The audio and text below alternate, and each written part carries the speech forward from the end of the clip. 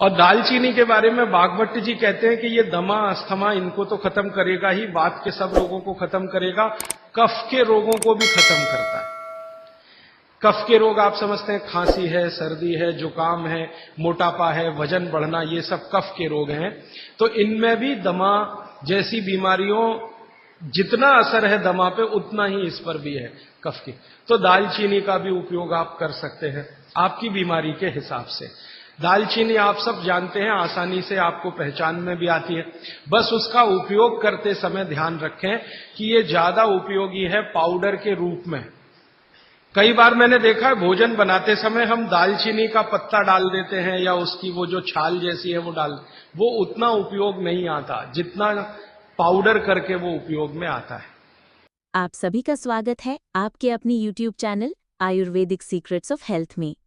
और दालचीनी के बारे में भागवत जी कहते हैं कि इसको अगर उपयोग कर रहे हैं तो आप गुड़ के साथ इसको खूब घिसिए, रगड़िए, ऐसे ऐसे ऐसे ऐसे खूब अच्छे से गुड़ मिले, फिर खाइए, फिर पीछे से थोड़ा गर्म पानी पीजिए, अद्भुत परिणाम। और अगर आप शहद ले सकते हैं तो शहद के साथ तो इसका मर्दन एक शब्द उन्होंने इस्तेमाल किया, मर्दन माने घिसना, रगड़ना। तो वो कहते हैं कि खूब रगड़ करके, मर्दन करके शहद में ऐसे ऐसे ऐसे ऐसे 5-7 मिनट, फिर चाटिए और थोड़ा हल्का गुनगुना पानी पीजिए, तो आपके शरीर के कम से कम तो 50 रोग ये अकेला दालचीनी खत्म कर देगा, कम से कम 50। कफ के रोग और वात के रोग। तो ऐसी बहुत सारी चीजें अपने रसोई में हैं। अभी मैं थोड़ा आगे बढ़ता हूं, रसोई से बाहर निकलता हूं, क्योंकि रसोई में अगर मैं बोलूं तो और 3-4 दिन जाएगा। आपको और ज्यादा विस्तार से ये जानना है तो मैंने बार बार कहा है पुस्तकें हैं। एक पुस्तक है जो रसोई घर पर ही केंद्रित है, जिसका नाम है स्वदेशी चिकित्सा, और एक दूसरी है सौंदर्य चिकित्सा, माने स्किन के जितने डिसीज हैं बाहर हैं आप ले जाइए। भागवत जी के ही सारे सूत्र हैं। बस इतना ही हमने किया है कि भाषा थोड़ी सरल की है और उपयोग आप कर सकें आज के समय में, उस हिसाब से उस सूत्र को लिखा है। लेकिन जितने सूत्र हैं किताबों में वो सब परीक्षण करके लिखे गए। 6-7 साल हमने खूब परीक्षण किया है, परिणाम मिले हैं तभी उनको लिखा है, ताकि किसी को फायदा तो हम दें, अच्छा है, नुकसान किसी का ना हो हमारे कहने और करने से। मैं थोड़ा आगे बढ़ता हूं। भागवत जी कहते हैं कि भगवान ने, प्रकृति ने हमको जो बहुत सारी चमत्कारिक चीजें उपलब्ध कराई हैं, भगवान ने या प्रकृति ने, उनमें से एक चमत्कारी चीज वो बोलते हैं गाय है, गाय। भागवत जी कहते हैं कि भगवान ने और प्रकृति ने जितनी चमत्कारी चीजें हमें उपलब्ध कराई हैं उसमें से एक है गाय। और गोमूत्र के बारे में वो बहुत बखान करते हैं। बखान शब्द आप समझते हैं, खूब प्रशंसा करना, खूब प्रशंसा करना। वो कहते हैं कि ये गाय का मूत्र अद्भुत है, अद्भुत है। मतलब वो ये कहते हैं कि वात पूरी तरह से खत्म करने की शक्ति इसमें है, कफ पूरी तरह से खत्म करने की शक्ति इसमें है, और पित्त के रोगों को भी खत्म करने की शक्ति है कुछ आयुर्वेदिक औषधियों के साथ। वात और कफ को तो ये अकेला ही खत्म कर देता है, पित्त को खत्म करने के लिए इसमें कुछ औषधियां मिलानी पड़ती हैं। लेकिन वो कहते हैं कि जीवन में 3 तरह के जो जितने रोग हैं, वात, पित्त, कफ, इनकी कुल संख्या मैंने आपको सबसे पहले दिन बोली थी 148 रोग हैं लगभग भारत में। दुनिया की बात नहीं कर रहा हूं, सिर्फ भारत। तो भारत में वात, पित्त, कफ के कुल 148 रोग हैं। भागवत जी कहते हैं हर रोग को खत्म करने की शक्ति अकेली अगर किसी एक वस्तु में है तो ये गोमूत्र है। मेथी का दाना वात को कम करेगा, कफ को कम करेगा, पित्त को खत्म नहीं कर सकता, पित्त को कई बार बढ़ा देता। कई लोगों को यह महसूस होगा मेथी दाना खाएं तो जलन ज्यादा होती है, गैस बनती है, मुंह सूख जाता है, तो आप समझ लो पित्त भड़क गया आपका। तो उन लोगों के लिए तकलीफ है। लेकिन वो कहते हैं कि यह गोमूत्र एक ऐसी चीज है जो वात, पित्त, कफ तीनों को सम में लाने के लिए सबसे ज्यादा मदद करता है। अब ये तो उन्होंने लिख दिया 3500 साल पहले, तो जरूर कुछ ऑब्जर्वेशन किए होंगे। हमको इस पर भरोसा कम होता था। जब ये बात मैंने पहली बार पढ़ी तो भरोसा कम होता था। कि क्या अद्भुत चीज बता रहे हैं वो। वात पित्त कफ तीनों को एक साथ सब में ला सकता है। थोड़ा सा मामूली हेरफेर करना पड़ेगा पित्त के रोगियों के लिए, बाकी के लिए तो कुछ नहीं करना। तो फिर हम लोगों को जब शक हुआ कि शायद ये इतना असरकारी नहीं हो सकता, तो गोमूत्र पर हम लोगों ने कुछ परीक्षण किए। हमारा एक बहुत बड़ा समूह है इस देश में, तो उसमें बहुत तरह के लोग हैं, वैज्ञानिक भी हैं, डॉक्टर भी हैं, वगैरह वगैरह। तो कुछ वैज्ञानिक और डॉक्टरों ने मिलकर कहा करके देख लो। बागवती जी कह रहे हैं तो हो सकता है जरूर इसमें कुछ गंभीर बात हो, करके देखो। तो जब करके देखना शुरू किया तो पिछले लगभग 5-6 वर्षों में गोमूत्र पर हजारों परीक्षण किए, हजारों।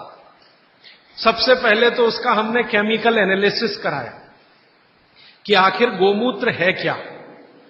तो सबसे ज्यादा उसमें पानी है। पानी के अलावा क्या है? तो पता चला पानी के अलावा उसमें कैल्शियम है। तो पता चला पानी के अलावा उसमें सल्फर है। पानी के अलावा उसमें आयरन है। पानी के अलावा उसमें ऐसे जीवन के 18 सूक्ष्म पोषक तत्व हैं जो शरीर को बहुत ही उपयोगी है। पानी तो है ही गोमूत्र में, आपके भी मूत्र में पानी है, लेकिन पानी के अलावा उसमें बहुत कुछ ऐसा है जो आपके मूत्र में नहीं है, मनुष्य मूत्र में नहीं है। कैल्शियम है, आयरन है, सिलिकॉन है, बोरॉन है, Fe है, मैग्नीज है, मैग्नीशियम है, ऐसे 18 सूक्ष्म पोषक तत्व। अब मैं आपको पहले दिन की बात याद करा रहा हूं। ये 18 सूक्ष्म पोषक तत्व तो एक साथ अगर किसी चीज में है तो मिट्टी में है, मिट्टी, खेत की मिट्टी में, और दूसरी अगर किसी चीज में एक साथ है तो गाय के मूत्र में। दूसरी कोई भी चीज में अगर है तो गाय के मूत्र में। पहली चीज जिसमें है मिट्टी और दूसरी कोई चीज तो गोमूत्र। तो गोमूत्र का प्रयोग आप जरूर कर सकते हैं। ये जो संपूर्ण घटक वाली एक पेय पदार्थ है या द्रव्य पदार्थ है, इसके बारे में वो कहते हैं कि ये बहुत अच्छा है, चमत्कारिक है। तो हमको लगा कि करके देख लो। तो इसका पहले हम लोगों ने केमिकल एनालिसिस कराया। एक लेबोरेटरी में गाय का मूत्र डिब्बे में भर के दिया, शीशी में भर के, कि जरा देखो इसमें क्या है। तो 6 महीने के बाद, लगभग 8 महीने के बाद, लखनऊ एक शहर है भारत का जिसका बड़ा नाम है, बड़ा जिक्र है, उत्तर प्रदेश की राजधानी है।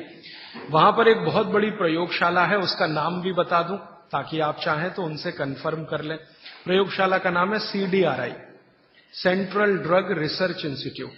भारत में दवाओं पर, औषधियों पर काम करने वाली ये सबसे बड़ी संस्था है। तो इनके यहां सबसे पहला टेस्टिंग हुआ। शीशी में भरा गोमूत्र हमने दिया और 3-4 तरह के गोमूत्र दिए। एक तो वो जर्सी गाय होती है ना, जर्सी गाय, विदेशी गाय, उसका भी दिया। होलिस्टियन फ्रीजियन जाति की गाय का दिया, और जो भारत की गाय है, देशी गाय अपनी, उसका दिया। तो वैज्ञानिकों ने 6 से 8 महीना लगाया। फिर रिपोर्ट आई। रिपोर्ट के बाद पता चला कि शरीर की बीमारियों को खत्म करने के लिए जितने घटक चाहिए वो सब गोमूत्र में हैं, सबके सब, सबके सब है। अब जैसे मैं आपको नाम लेके कहूं, आपको त्वचा का कोई भी रोग हो गया, कोई भी रोग हो गया त्वचा का, तो इसका माने आपके शरीर में एक घटक कम हुआ। घटकों की कमी से ही रोग होते हैं। वो घटक का नाम है सल्फर। एक केमिकल कम होता है जिसका नाम है सल्फर। जिनको भी स्किन डिसीज होंगी उनके शरीर में सल्फर कम हो जाएगा। ये है बात। अब गाय के मूत्र में भरपूर मात्रा में है सल्फर, भरपूर।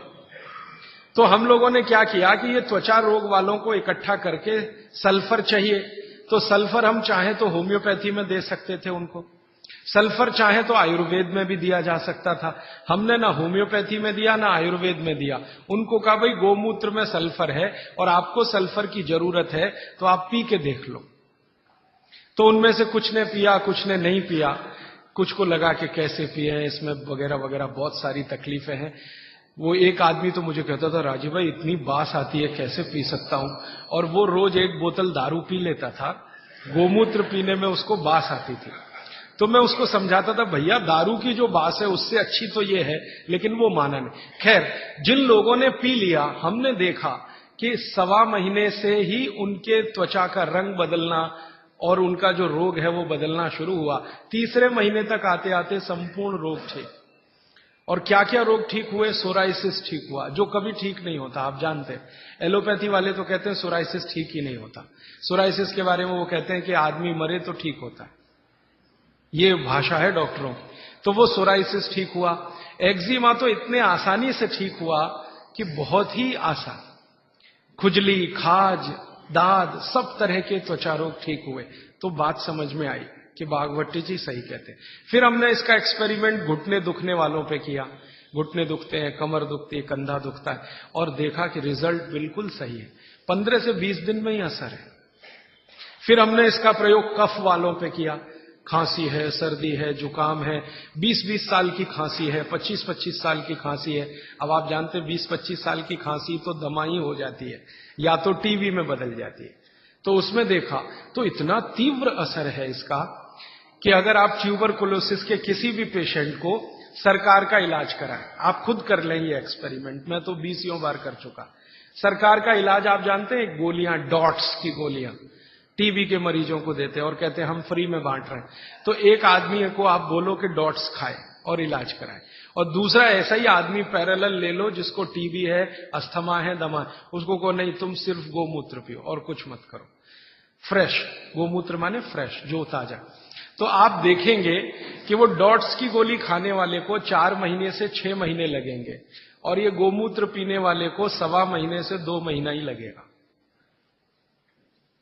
और ठीक होगा। और ये एक बार ठीक हुआ गोमूत्र पी के, इसको दोबारा टीबी नहीं आएगी, क्योंकि गोमूत्र बीमारी ही ठीक नहीं करता, प्रतिरोधक शक्ति इतनी बढ़ा देता है कि वो बीमारी भविष्य में दोबारा ना आए। तो समझ में आया कि बागभट्ट जी तो कुछ गलत नहीं बोल गए, सही। फिर हमने और एक एक्सपेरिमेंट किए कि जिनको डॉट्स दी जा रही है, ऐसे कुछ मरीज एम्स में हमने चिन्हित किए। ज्यादा एक्सपेरिमेंट हमने एम्स के डॉक्टरों की मदद से किए। तो ऑल इंडिया इंस्टीट्यूट के कुछ मरीज जिनको डॉट्स दी जा रही है, नियमित रूप से टीबी के लिए वो आते हैं, उनको शीशी में भर भर के ये दे दिया, और ये नहीं कहा कि ये गोमूत्र है, क्योंकि कहो तो खाए नहीं और पिए नहीं। उनको कहा ये बहुत अच्छा सिरप है, आप इसको पीते रहो। अब वो आते थे, शिकायत करते थे कि ये कैसा सिरप है, इसमें कुछ बास सी आती है, दूसरे सिरप तो मीठे मीठे लगते हैं, कि भाई ये सिरप दूसरे तरह का है। तो उनको बताएं तो पिए नहीं, और हमारा एक्सपेरिमेंट हो नहीं तो हमें तो करना था, तो उनको बताया गया। तो ये हमने देखा कि डॉट्स का जो काम करने का है, डॉट्स माने उसके जो माइक्रोन्यूट्रिएंट्स, उसके घटक जो शरीर पर काम हो रहे हैं, गोमूत्र पीते ही उनके काम करने की शक्ति 20 गुने से 40 गुनी बढ़ गई। डॉट्स तो काम कर ही रही है, लेकिन गोमूत्र के साथ जब डॉट्स दी गई तो वही उनकी बीमारी जो 6 महीने में खत्म होने वाली थी, वो 2-2.25 महीने में संपूर्ण जड़ से ठीक हो गई। फिर जब वो ठीक हो गए तब उनको हमने बताया कि भैया वो शीशी में भर के जो दिया था वो गोमूत्र था। तो तुरंत नाक चढ़ गई उन्हें, ठीक हो गए। कहते हैं जी आपने तो बहुत अच्छा कर दिया, हमको हमारी संभावना नहीं थी कि हम जिंदा भी बचेंगे, लेकिन नाक तब भी चढ़ गई। तो ये जो नाक चढ़ती है हमारी, ये अब कम कर दीजिए इसको चढ़ाना। गाय का मूत्र अद्भुत है, बहुत ही अद्भुत है। इसके हम एक्सपेरिमेंट करते करते 48 रोगों तक पहुंचे हैं आज। 48 डिसीज हैं, 48 रोग हैं, वात के, कफ के, पित्त के, तीनों के जड़ से खत्म होते हैं। अभी जो लेटेस्ट हम काम कर रहे हैं आज की तारीख में, जब मैं आपसे कह रहा हूं, इस समय ज्यादा काम हो रहा है कैंसर पे, कि गोमूत्र का कैंसर पे असर देखो क्या होता है। तो गले का कैंसर, आहार नली का कैंसर और पेट का, इन 3 कैंसरों पर सबसे अच्छे परिणाम है गोमूत्र के, तीनों कैंसर पे। बाकी जो रक्त का कैंसर है उसमें परिणाम अभी उतने अच्छे नहीं हैं। तो बागवट जी के जो परमुटेशन और कॉम्बिनेशन है, मतलब कि गोमूत्र में ये मिलाओ और ये मिलाओ और इतनी मात्रा में मिलाओ और इतनी, वो करके देख रहे हैं। और वो करके देखने के लिए एक बड़ा हॉस्पिटल बन रहा है इस देश में, आप कभी भी वहां जा सकते हैं। 11 फरवरी से काम करना शुरू कर देगा। वलसाड में बन रहा, वलसाड आपने सुना है, गुजरात में। तो वलसाड के कुछ जैन समाज के लोग इकट्ठे हुए, उन्होंने दिल दिखाया और दान दे दिया जितना चाहिए था। माने हॉस्पिटल बनाने के लिए आप जानते हैं आसान नहीं है, और कैंसर हॉस्पिटल के लिए तो थोड़ा मुश्किल है। तो उन्होंने भरपूर दान दे दिया, जगह भी दे दी, तो हॉस्पिटल बन के तैयार हो गया। 11 फरवरी से काम शुरू हो जाएगा। जो वैज्ञानिक गोमूत्र पर काम कर रहे थे पिछले 6-7 साल से, वो सब इकट्ठे होकर वलसाड में बैठेंगे और सिर्फ कैंसर पे काम करेंगे, क्योंकि बाकी काम तो करके देख चुके हैं, वो सब में अच्छा है, हर बीमारी में काम आ रहा है। कैंसर में करेंगे और हर तरह के कैंसर में करेंगे। गर्भाशय के कैंसर में करेंगे, रक्त कैंसर में करेंगे, ब्रेन ट्यूमर जो कैंसर में कन्वर्ट होता है उसमें करेंगे। और शायद हमें लगता है 1-1.5 साल के बाद मैं दोबारा आपको मिलूंगा तो इस पर बहुत विस्तार से बात करूंगा कि कैंसर में क्या रिजल्ट है।